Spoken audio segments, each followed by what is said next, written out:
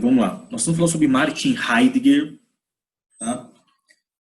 A base do nosso pensamento sobre Martin Heidegger vai ser o livro dele chamado A Metafísica. Nós partimos da pergunta que ele elabora, ou que ele propõe como resposta, uma retomada a respeito de uma reflexão, que é uma retomada de uma reflexão sobre o ser, né? A frase que nós colocamos como ponto de partida é: porque há algo no lugar do nada. Tem 4 elementos nessa frase. Porque há algo e nada. Certo? A frase é: porque há algo no lugar do nada. Esse há, né, diz respeito na filosofia heideggeriana acerca do ser, e o algo diz respeito ao ente. E aí, para que a gente possa compreender a proposta de Martin Heidegger, nós falamos a respeito da diferença ontológica presente já nessa frase, né? Então, a diferença ontológica é a respeito do ser e do ente. O ser é o fato de haver ente, é o fato de existir algo. E o ente é o algo que há, é o algo que existe, que se apresenta, é a presença dos entes contingentes que a gente tromba por todo momento na nossa vida, tá? Então, nós falamos sobre a diferença ontológica entre ser e ente. E o ser, então, ele é anterior ao ente. O ser é o que permite com que o ente apareça, é o que cria possibilidades para que o ente se expresse e se manifeste no mundo. Portanto, o ser e a reflexão da diferença ontológica se estabelece a partir de uma discussão sobre o fato de haver entes, certo? Então, o que Heidegger está propondo é uma reflexão que a gente possa retomar a discussão, retomar a reflexão, o pensamento a respeito do fato de haver entes. Então, nós distinguimos aí quais são as áreas de atuação a respeito de quem estuda o ente e quem estuda o ser. Quando nós falamos do ente, quem é que estuda o ente? O cientista. E quem é que se interessa pelo ser, né? Heidegger vai falar que é o metafísico, ou o filósofo, e o teólogo. E aí ele propõe uma diferenciação de 3 níveis dessa ontologia, né? 3 níveis dessa ontologia. O nível ôntico, que é o estudo dos entes como eles são. A ontologia fundamental, que é o estudo do ser. E um outro nível de estudo do ser que ele vai chamar de nível ontoteológico, certo? Então, o nível ôntico, ele se ocupa dos entes. Quem é que estuda os entes? O cientista. E o ente é a presença, né? O exemplo que eu dei para vocês foi o exemplo do corpo humano, né? Um médico legista, ele é um cientista que estuda o ente que está ali, o corpo humano. Ele vai dissecar o corpo, ele vai, então, compreender o corpo, saber dos sistemas, funcionamento, sistema respiratório, digestório, circulatório, nervoso. Ele vai, então, dissecar e ele vai refletir. A área de atuação dele, a sua abstração de reflexão, se estabelece sobre o corpo, sobre a compreensão do corpo. Ele estuda o ente, ele não estuda o ser do ser humano, certo? Se ele perguntar por que esse corpo está aqui, ele já não é mais cientista, ele é filósofo, certo? Então, enquanto ele está estudando o corpo, olha, o porquê que o corpo está aqui eu não sei, mas esse corpo tem olhos, tem boca, tem isso, tem aquilo, tem membro, pai, tal, não sei o quê. Então, o que ele está fazendo? Ele está estudando o ente. O ente é coisa de cientista, certo? Aí ele propõe um outro nível, que é a ontologia fundamental. A ontologia fundamental vai ser a primeira vez em que você vai estudar o ente, certo? E quem é que estuda o ente? O metafísico e o filósofo, nessa perspectiva da ontologia fundamental, né? E o que o metafísico vai afirmar, vai falar? Ele vai afirmar que o ser é o que permite com que o ente seja, é o que permite com que o ente apareça, né?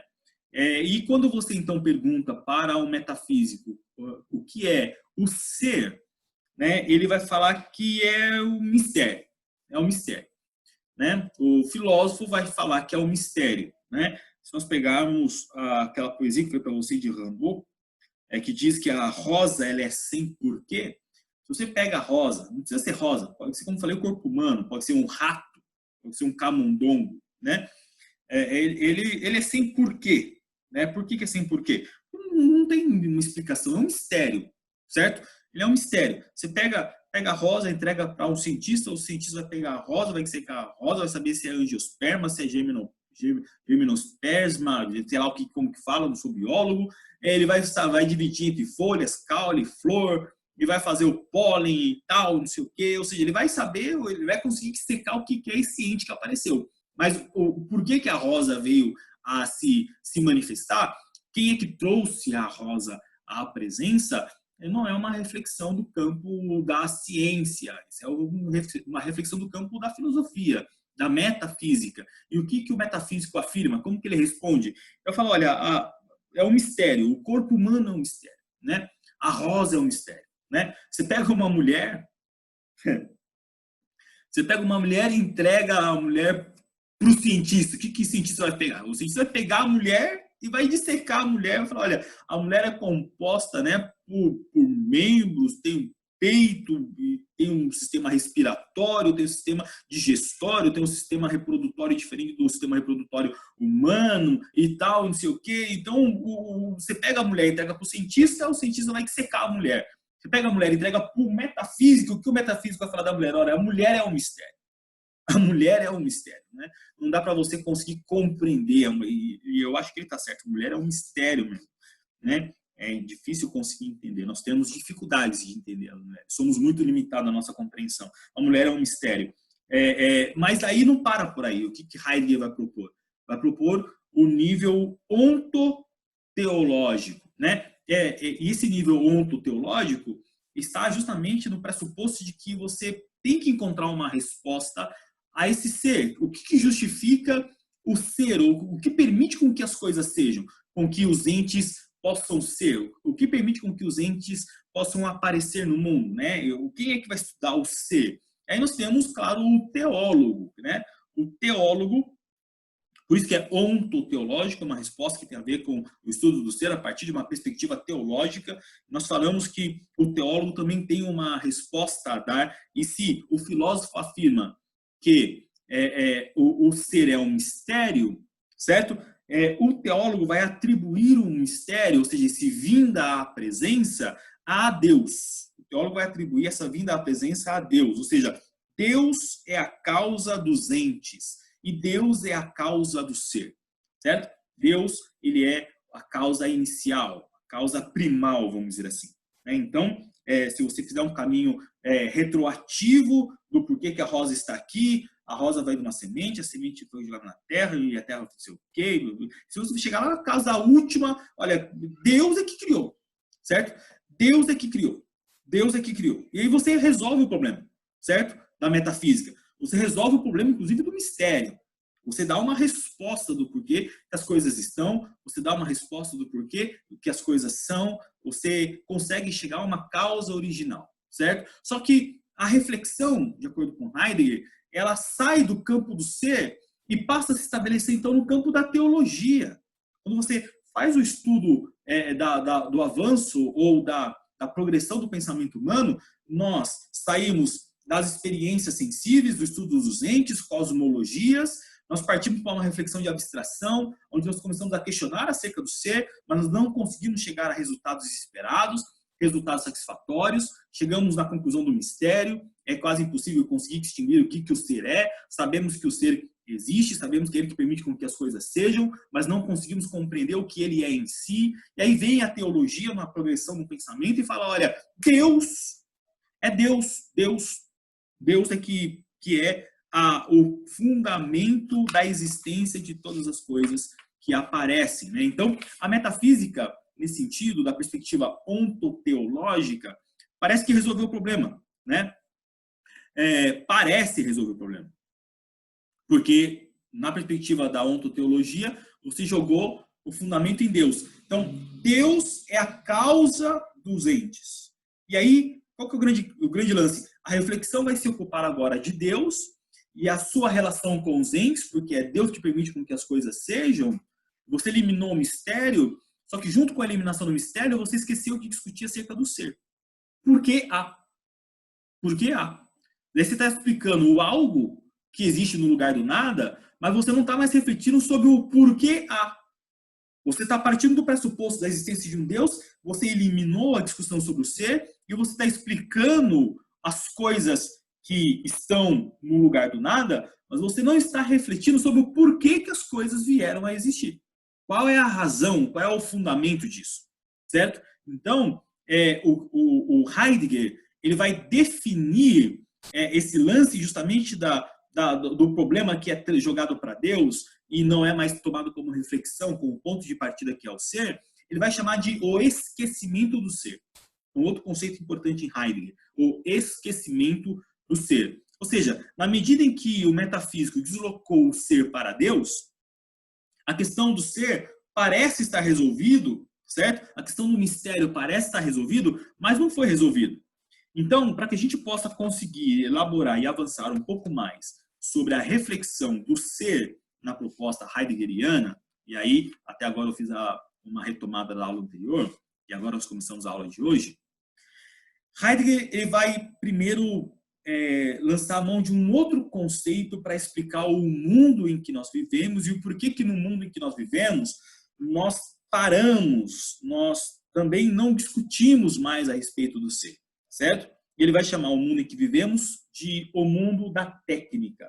Um outro conceito que Heidegger propõe é o mundo da técnica. E o que Heidegger vai falar acerca do mundo da técnica? Ele vai falar que o mundo da técnica, ele vai definir o mundo da técnica como o esquecimento do esquecimento. Certo? Nós já tínhamos um problema lá atrás, que é o esquecimento do ser, no campo da ontoteologia, quando as teologias tentaram refletir sobre o ser, jogou o ser para Deus, aí nós não refletimos mais sobre o ser, então nós caímos no esquecimento do ser. E no nosso mundo atual, mundo de complexidades tecnológicas, vivemos no mundo da técnica, esse mundo da técnica que Heidegger vai chamar, ele vai falar que é o esquecimento do ser. Por que ele vai repetir esse termo? O esquecimento do esquecimento. É justamente porque, enquanto na metafísica o ser aparece na reflexão, mas ao mesmo tempo ele desaparece em Deus, certo? Em algum momento ali o ser ele é introduzido na discussão para provocar a reflexão para depois desaparecer novamente em Deus, certo? Você pergunta por que as coisas estão, então por que as coisas estão, você vai tentar chegar a um tipo de conclusão ou resposta a essa pergunta, então o ser se apresenta, é o que instiga a reflexão, é o que provoca a reflexão, mas rapidamente nós eliminamos o ser da reflexão e jogamos Deus no nosso bate-papo, trazemos Deus para a nossa conversa e Deus então resolve o problema. O ser desaparece em Deus. Só que no mundo da técnica, que é o mundo em que nós vivemos, nesse mundo aqui nosso, de extrema complexidade, não há sequer uma discussão a respeito do ser. Heidegger vai afirmar que não existe uma discussão nem pelo ser. Nós estamos num mecanismo, numa cadeia utilitária, técnica, tecnicista, de modo que nós não discutimos mais a respeito do ser. É por isso que Heidegger vai afirmar acerca do esquecimento do esquecimento. Porque na metafísica e na teologia, o ser se apresenta, na metafísica ele cai no mistério, você não chega a respostas, a teologia tenta dar respostas, mas joga o ser para Deus e também não reflete sobre o ser.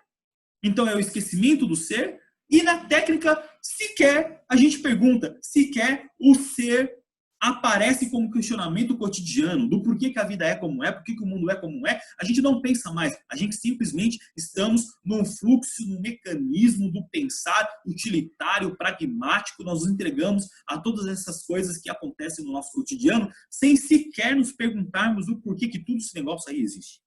Por isso que Heidegger vai falar sobre o esquecimento do esquecimento. Bom, qual é então a proposta de Heidegger? Heidegger ele vai propor a retomada da discussão sobre o ser. Só que ele vai propor retomar essa discussão sobre o ser sem passar pela ciência, ou seja, discutir o ente, e sem passar pela religião, chegar em Deus. Entendeu? Ele vai falar que a função da filosofia dá resposta ao mistério. Dá resposta ao mistério. É retomar o campo metafísico, é retomar a discussão metafísica. Por isso que o livro dele é a metafísica. É justamente discutir esse mistério, sem passar pela ciência, dissecar os corpos, saber os funcionamentos deles nessa cadeia utilitária, e sem também você atribuir a Deus. É você ficar nesse meio campo da discussão acerca do ser. Essa é a proposta heideggeriana. Ele propõe que essa reflexão sobre o ser deve ter como ponto de partida, ponto inicial, o local ou onde o homem está, certo? Ou seja, da onde que eu devo partir acerca da minha reflexão sobre o ente? Perdão, da minha reflexão sobre o ser. Eu devo partir da onde eu estou, da minha vida. É da vida. É a partir das experiências existenciais. Então, o que nosso amigo Heidegger vai propor? Que toda discussão a respeito do ser deve ter como ponto de partida as experiências existenciais que caracterizam a vida humana, certo? É a partir da onde ou do que o sujeito sente ao longo da vida. Porque é isso que nós perdemos. Essa capacidade de sentir, essa capacidade de refletir o que nós sentimos, essa capacidade de pensar sobre as nossas emoções, sobre as nossas afetividades. Então, nós entramos num fluxo de pensamento utilitário, de modo que nós sequer discutimos mais sobre a nossa existência ou sobre as nossas experiências existenciais. E é justamente a falta da habitualidade da discussão ou do pensamento a respeito das nossas experiências existenciais, que quando elas são tocadas, quando elas se apresentam a nós, nós experimentamos depressão, experimentamos aí sentimentos de frustrações, né, de percas de perspectiva de identidade, sentimentos de significado, de modo que a gente vai parar num psicólogo, a gente vai no psiquiatra, a gente vai tomar remédio, a gente fala que está ficando louco, mas é porque nós não queremos pensar a respeito do porquê que as coisas estão, ou porquê que as coisas são, porquê que o mundo é como é e qual é o sentimento que isso pode nos proporcionar. Bom, quais são as experiências existenciais segundo Heidegger? Da onde nós devemos partir? Ele vai propor 3 experiências, certo? 3. Não são 4, são 3. A perspectiva de Heidegger. Gravem isso, são 3. Primeiro, o tédio. O tédio. Vou escrever aqui para vocês. Tédio. O que é o tédio? Certo? Você sabe o que é o tédio, né?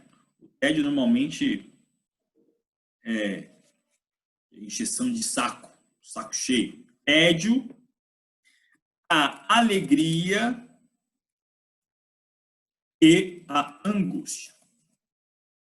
São 3 experiências existenciais fundamentais que experimentamos na vida. E é interessante, né? Porque Heidegger tem razão, né? 3 coisas que nós experimentamos com uma certa frequência na vida: o tédio, a alegria e a angústia. É engraçado porque as duas primeiras, nós temos um pouco mais de frequência de perceber essas experiências, né? Percebemos com um pouco mais de frequência.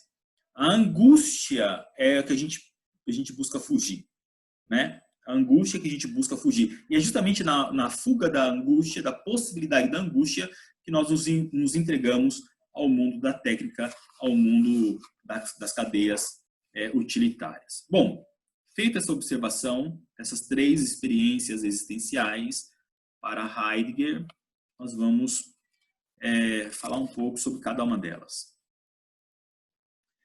Só que Heidegger ele vai propor uma reflexão sobre essas experiências a partir do mundo da onde o ser humano está. E qual é o mundo em que nós estamos? Qual é a vida que nós vivemos? O mundo da técnica.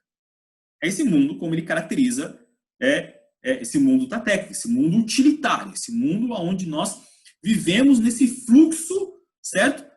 Sem questionar, sem pensar. Esse fluxo de vida irrefletido, né? Esse fluxo de vida, essa existência sem reflexão, sem uma autocrítica e sem a crítica externa também. Então, primeiro, o tédio. Uma palavrinha sobre cada uma delas. O que é o tédio? Tédio, nós sabemos o que é, acabei de falar, vem sempre acompanhado da pergunta: para que serve? Certo? Para que serve? Heidegger vai propor uma reflexão sobre a utilidade das coisas. A utilidade das coisas. Ou seja, para que servem as coisas? E o tédio vai ser a conclusão das possíveis respostas que nós vamos dar a essa pergunta. Se nós questionarmos acerca da possibilidade da utilidade das coisas, o que nós podemos muitas vezes concluir, e eu já adianto a conclusão, é de que o princípio utilitário de todas as coisas podem em si mesmos não serem úteis. Presta atenção nisso, eu acabei de falar. Onde é que o tédio se instala? Quando é que nós experimentamos o tédio? É quando nós percebemos a inutilidade das coisas que estão postas no mundo a partir de um princípio utilitário. Entenderam isso? Então, o que o nosso amigo Heidegger está falando? Olha, os entes, esse ente que é do campo da ciência, os entes, nesse mundo técnico que a gente está vivendo, que se ocupa do ente, que cria necessidades de entes e que vincula um ente ao outro e que se estabelece numa cadeia de um ente que é útil para outro ente, os entes sempre serão úteis para outros entes, certo? Ou seja, ele vai falar que nesse mundo da técnica, um ente existe em função do outro ente. A utilidade de algo nunca é nele mesmo, não é um fim em si mesmo. A utilidade de algo sempre está posta numa outra. Para que serve a tesoura? A tesoura não serve nela mesma, certo? A tesoura serve para cortar. Então, a utilidade da tesoura está no corte, dela poder cortar. Qual que é a utilidade dela? A tesoura não tem um fim em si mesmo. Então, todo ente, né? Qual é a utilidade do copo? A utilidade do copo é poder armazenar água. Qual a utilidade do celular? É poder fazer ligações e enviar mensagens e acessar a internet. Então, tudo que existe em função de algo. Nós já aprendemos isso com Aristóteles, aquele princípio teleológico, certo? Só que no mundo da técnica, esse foi elevado à nossa vida, só que foi elevado à nossa vida sem nenhum tipo de reflexão.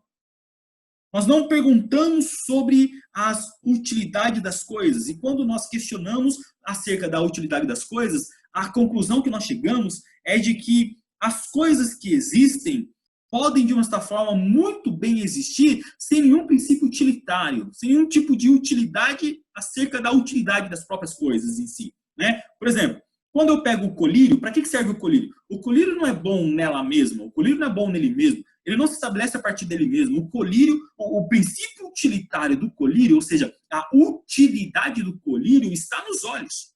Porque o colírio tem como finalidade amenizar e curar, ou de uma certa forma limpar os olhos. Então, a utilidade do colírio está nos olhos. Para que serve a escola? Percebe que tudo está amarrado numa cadeia utilitária, certo? Ou seja, tudo está amarrado numa cadeia utilitária. Para que serve a escola? A escola ela é útil para aprender. Para que serve você aprender a ler? Aprender a ler é bom porque daí eu vou ter acesso a conteúdo que vai me permitir pensar. Tá, e para que serve pensar? Bom, pensar é bom porque eu posso estabelecer uma análise reflexiva crítica da vida. Tá, e para que serve a vida? Então, quando você começa a perguntar o para que serve nas cadeias utilitárias sequenciais, né, o que você vai perceber? Você vai perceber que vai chegar um momento em que o princípio utilitário não se estabelece, certo? O princípio utilitário não se estabelece, ou seja, ele é interrompido pela inutilidade da própria cadeia utilitária. Então, o tédio, o que é o tédio? O tédio é um sentimento, é a experiência existencial experienciada,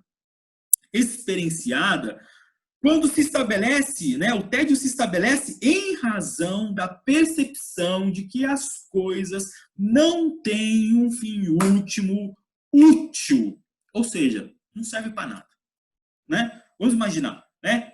A serve para B, B serve para C, C serve para D, D serve para E. Aí você pergunta, tá, mas e esse é para quê? Ah, não, eu não sei. Para que serve esse E? Não sei. Não serve para nada. Se o E não serve para nada, você condenou a inutilidade toda a cadeia utilitária. A, B, C, D.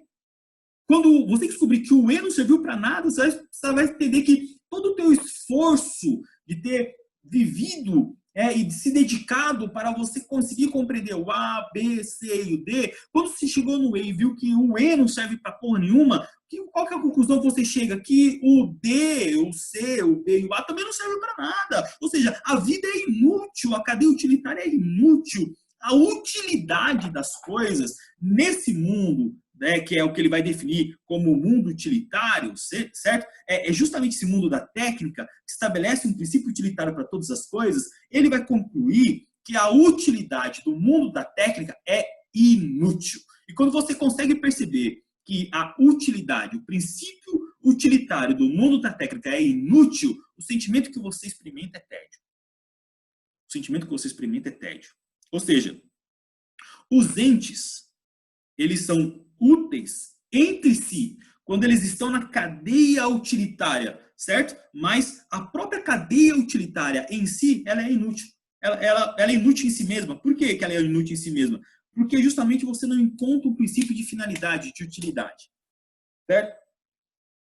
Você está aqui na escola, você está estudando, você está aprendendo. Né? Você vai perguntar, você vai prestar vestibular na sequência agora. Estou encerrando a aula. Você vai prestar vestibular. Pergunta, para que serve o vestibular? Por que você está estudando? Para passar no vestibular. Tá, para que serve o vestibular? Para você entrar na faculdade. E para que serve entrar na faculdade? Para você ter um emprego. Para que serve o emprego? Para você ter dinheiro. Para que serve o dinheiro? Para você comprar as coisas que você quer. E para que serve as coisas que você quer? Para você ter um sentimento de felicidade. E para que serve a tua felicidade? Ah, mano, não sei.